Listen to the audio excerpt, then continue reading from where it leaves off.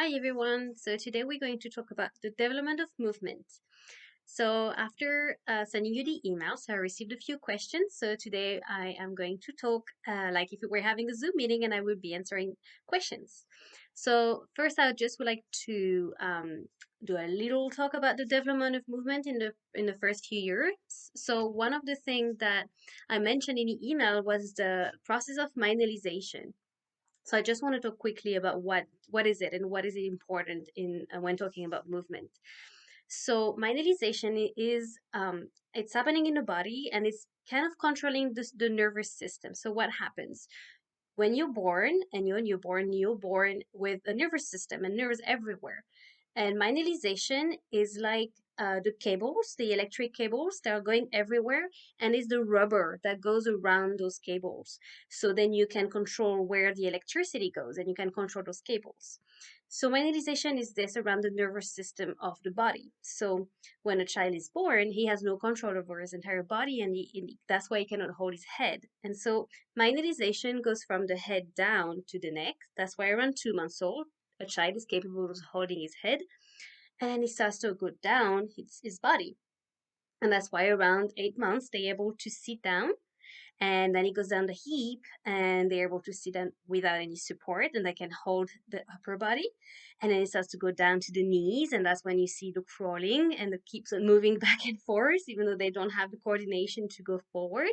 And then it obviously goes down to the feet and to the toes, and that's when they start putting themselves up and cruising around the furniture until it really is to all of their toes and their feet. And what happens is they start really walking and walking without any help, without support.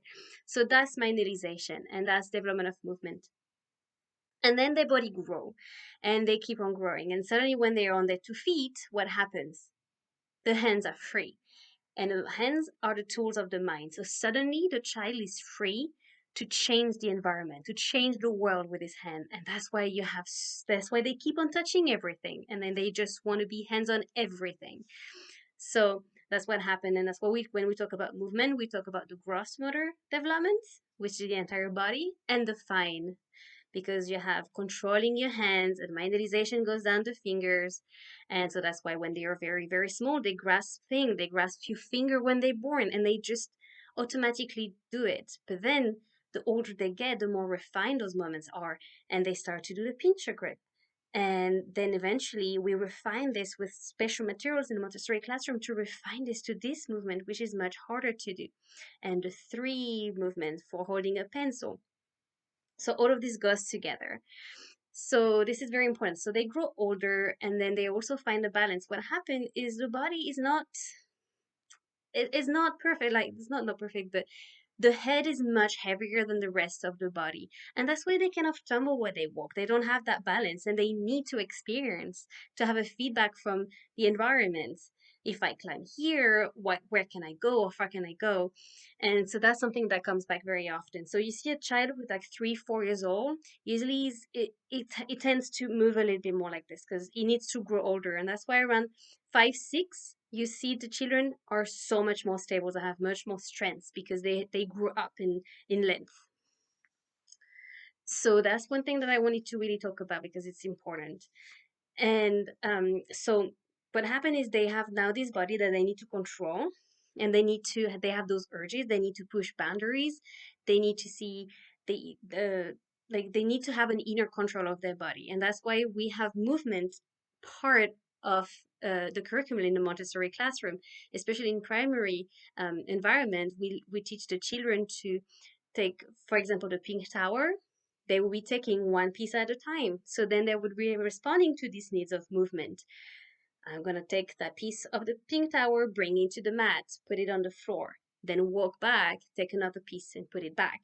And so the entire process and the entire lesson includes movement naturally. So then they can have that urge building of moving, but controlling, or moving around other people's work around the classroom. So going around, so I don't go on the mat, but go around the mat. And that's controlling your body and having an inner discipline on how to use your body safely and according to where you are. So so this is development of movement, fine and gross, and having those opportunities. So here are a few questions that I received. So my child climbs on furniture all the time. And shall I let him? Responding to those urges. So that's an interesting question. That's something that happens especially in the toddler years when they start to really control, to really feel their body, and they have much more control. Myelization is on the feet. Maybe they're already walking and they just want to climb. So what happens is just the next step, right? So they've been walking and now they climbed. They want to experience with their body. They want to see where they can go. And obviously, this is very stressful for a parent, and you want to do it safely. So, yes, we need to provide experiences when they can use their body and experience with this, but they have to do it in a safe way. So, how can we do this? First, we can just give them the limits of what we can and can't do so it's safe. So if your child keep on climbing on the table, it's like we just keep on telling the child the table is for eating on or working on or playing on. So, but I see that you really want to climb. Maybe we can go and climb when we go to the playground. So at this age, that's why gross motor activities are important. Getting your child to walk instead of being in a stroller to go to school is a great way of using your body. Or going to the playground and climb on structure is a great way. So you respond to these needs, but appropriately. So reminding that chairs are for sitting on, that if we want to stand, let's stand up. So in a toddler classroom, for example, when we see that the children start to be a little everywhere and they need to use their body, we'll be doing a group. It's like I feel like everybody wants to use their body. Let's do some dancing. Let's do some okay, let's do it together. And or when you want to gross motor space or on the rooftop, it's the same. Everybody now we can use our feet to run and let's go forward and walking backwards and jump if and so you give them those experience. So you add this to the routine. You notice it and you respond to that needs, but you respond it in a safe way. So your children know where the boundaries are. I understand you need to use your body, so let's do it safely. So that's a nice way to respond. And you will notice that very often, even you say that once, it's probably not gonna stop your child from doing that. And you will see that maybe that will be the chair for about 2 weeks, and then it would be the bathtub for another couple of weeks. They would just keep on pushing those different boundaries because they rely on you adults to show them what is safe and not safe, what they can and can't do. So it's very important to have one rule and to stick to it. So then they have the consistency that they can rely on you to know where the limits are, especially when it comes to experiencing with their body. So what's the other question do I have? What do you suggest to add to the house to help with movement? So once again, we come back to the chair or any other piece of furniture. So you cannot always be like, I see that you want to climb, let's go to the playground, right? So you need to find tricks that you can have in your own home to provide that redirection, that positive redirection. So what there's a few options here. It depends on your environment, obviously. Um, we have one that is amazing. It's called the Pickler Triangle, and so you can find it on Amazon if you can just Google it. And it's great because you can use it from the youngest age to about the age of 6 if you add some pieces. So it's a wooden triangle with bars so you can climb on it. You can go over it when you get a little older. And you can put a mobile under when you are like a very, very young child. And then you can even add a wooden plank at the end. So then there's a slide into it. So you can experience it in different way. You can crawl under. So that's the triangle. The Pickler triangle is pretty good because it can evolve with your child's age, but it takes up some space. So yes, that's why I said it depends on your environment. The other option is the balancing board. So you have small ones and then you have bigger ones depending on how old your child is. And that's nice. You can go a little under, you can put it as a bridge, you can put it the other way around.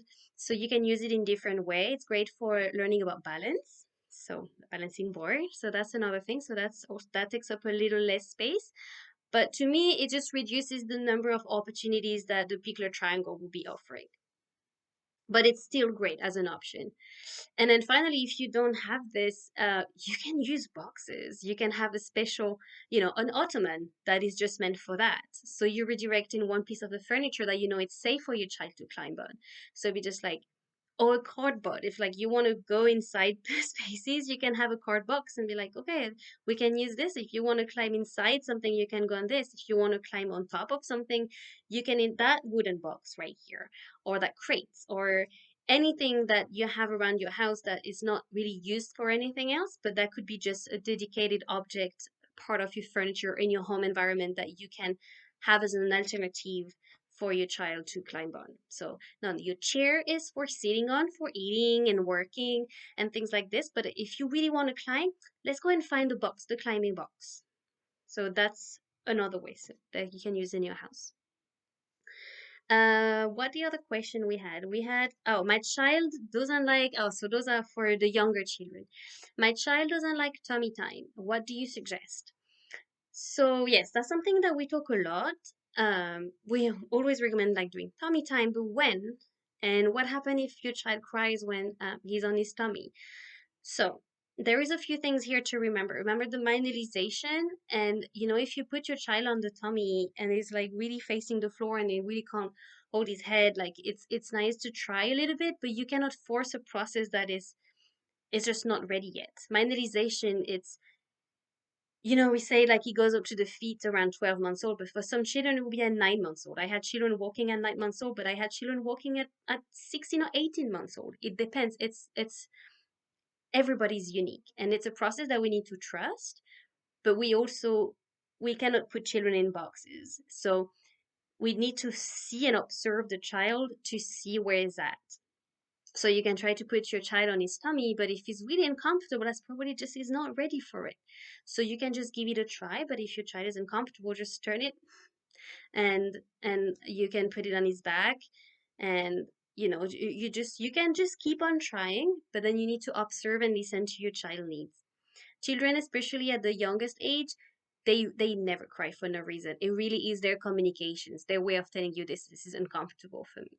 So we just need to remember that we want obviously their best interest, but it is also our role to not force and push that side of them. So, but it's very important to keep on trying. And to remember to have a mirror in one of your environment, in one of the room, so then your child always has a different point of view. He has what he sees with his eyes, but then having the mirror, then he can see another point of view of the room from another angle. And that could help with the tummy time, maybe, if you put it on the side and if he's like trying to lift his head up and then see by the mirror rather than seeing just what's in front of him, that could make it a little bit more interesting for your child to experience with tummy time. So yeah, so we had a few questions, I guess, of newborn, infant, toddler, and primary. Yeah, so just encouraging movement as much as possible. This is going to be part of them experiencing with their body. They have this body that they started to feel and control, and they just need to understand how it works, basically, and understanding where it starts and where it ends. Especially, newborn, when you're changing a diaper or giving a bath and you touch their body, they were in the womb and in the water in such a close space for so long, for 9 months, and then suddenly they're out. And this is it's so big, and then so they don't know where their body starts and ends. So when you're giving maternal care and changing, when you touch the child, like I'm touching your hand and your arm. So you're helping them building their envelope, their body identity. So it really is important to understand that part of the process in their body and how it's relating to the development of the mind and social and emotional development as well. Because a child who is very, very excited or very frustrated might be biting, might be pushing, might be pinching. They have so many different ways, and that's why it also goes with language. Everything is connected. So reminding the child how to use a body safely for oneself and for others is very important to help your child understanding the start and the end of the body and how to do it. So yeah, I think this is it for it. Thank you for all your questions, and I will see you next time. Bye.